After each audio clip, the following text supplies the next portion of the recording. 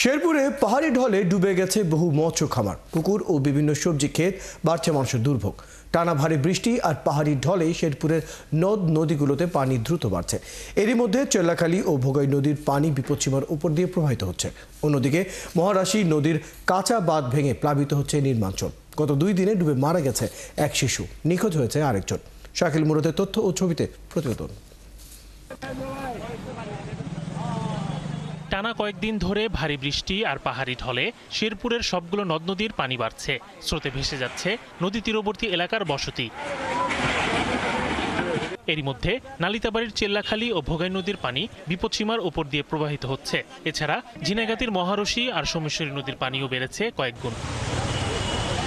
Falcon aluminium multilayer anodised হওয়ায় সম্পূর্ণ scratch proof. Falcon aluminium.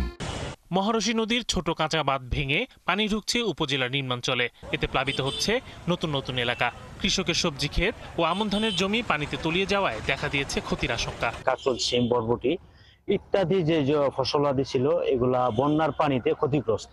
এখন পর্যন্ত এই জমিগুলো পানিবন্দী আছে। এই কাদা মাটির পানি বালুর চর হয়ে গেছে, এই আবাদ আর সম্ভব না। সোমেশ্বরী এবং মহারশী নদী ভেঙে এই যে প্লাবিত অঞ্চলগুলা, বাড়িঘর, মৎস্য আবাদী জমি, মৎস্য চাষ, এগুলা সব ভেঙে চুরে নিয়ে যায়। ঢলের পানিতে বৃহস্পতিবার দুপুরের পর ঝিনাইগাতীর রামেরকুড়া, ব্রিজ পার্ক, খৈলকুড়া ও বনগাঁও সহ কয়েকটি এলাকায় দেখা দিয়েছে ভাঙন। পানি উন্নয়ন বোর্ড জানিয়েছে শিগগিরই স্থায়ী বাঁধ নির্মাণের উদ্যোগ নেওয়া হবে। সমগ্র নদীগুলো নিয়ে যখন স্টাডিটি সম্পন্ন হবে, আশা করি এই অর্থ বছরে স্টাডিটি শুরু হবে। তো এটি সম্পন্ন হলে আসলে সবগুলো জায়গায় আমরা পর্যায়ক্রমে অগ্রাধিকার ভিত্তিতে যেখানে যেখানে কাজ প্রয়োজন সেখানে আমরা প্রকল্প প্রস্তাব দাখিল করে সেটি বাস্তবায়ন করতে পারবো এবং সেটা অবশ্যই স্থায়ী কাজ হবে। জেলায় 1585 হেক্টর জমির ধান এবং 86 হেক্টর জমির সবজি পানিতে ডুবে আছে। তবে প্রাকৃতিক দুর্যোগ মোকাবেলায় সব ধরনের প্রস্তুতি রয়েছে বলে জানিয়েছে প্রশাসন। যে ফসলি জমির ক্ষতি হচ্ছে সেগুলো ক্ষতিপূরণের জন্য বিশেষ প্রণোদনার ব্যবস্থা রয়েছে।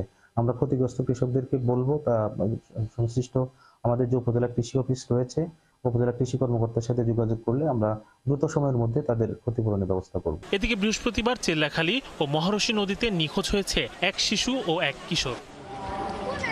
শরীফ আজাদ প্রীতম, ৭১।